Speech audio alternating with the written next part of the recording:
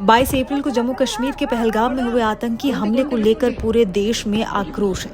अब इसी बीच अपराध जगत से एक और चौंकाने वाला बयान सामने आया है।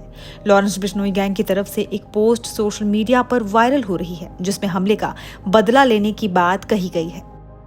इस वायरल पोस्ट में आतंकवादी संगठन लश्कर ए तैयबा के सरगना हाफिज सईद की तस्वीर पर क्रॉस बनाया गया है और दावा किया गया है कि निर्दोष लोगों की हत्या का जवाब दिया जाएगा।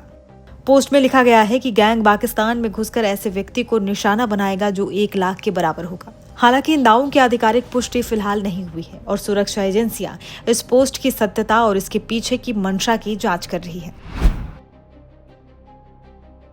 पहलगाम हमले में 26 लोगों की मौत हो चुकी है और इस आतंकी हमले के बाद भारत सरकार हर स्तर पर सक्रिय है।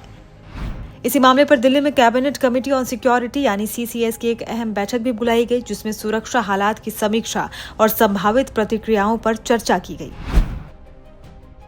दूसरी तरफ पाकिस्तान सरकार ने दावा किया है कि भारत अगले 24 से 36 घंटों के भीतर कोई सैन्य कार्रवाई कर सकता है। पाकिस्तान के सूचना मंत्री अताउल्लाह तरार ने कहा कि भारत बिना किसी ठोस सबूत के पाकिस्तान पर आरोप लगा रहा है और टकराव की स्थिति बना रहा है।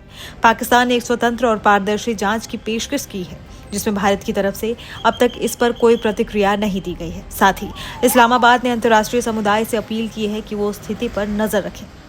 पाकिस्तानी मंत्री ने चेतावनी दी है कि अगर भारत कोई सैन्य कदम उठाता है तो उसका दृढ़ और निर्णायक जवाब दिया जाएगा। उन्होंने कहा कि अगर हालात बिगड़ते हैं तो उसकी जिम्मेदारी भारत पर ही होगी।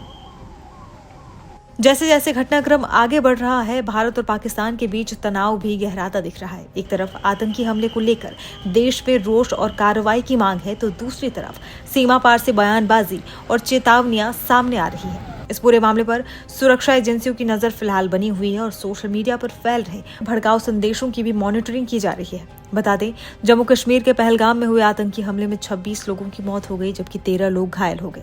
इस नरसंहार के बाद अब राष्ट्रीय जांच एजेंसी यानी NIA ने इस पूरे मामले की जांच अपने हाथ में ले ली है। आतंकियों की प्लानिंग से लेकर उनके कदमों के निशान तक हर कड़ी को जोड़ा जा रहा है। बैसरन में अब जांच एजेंसियों की हलचल है और टूरिस्ट स्पॉट अब जांच का केंद्र बन चुका है।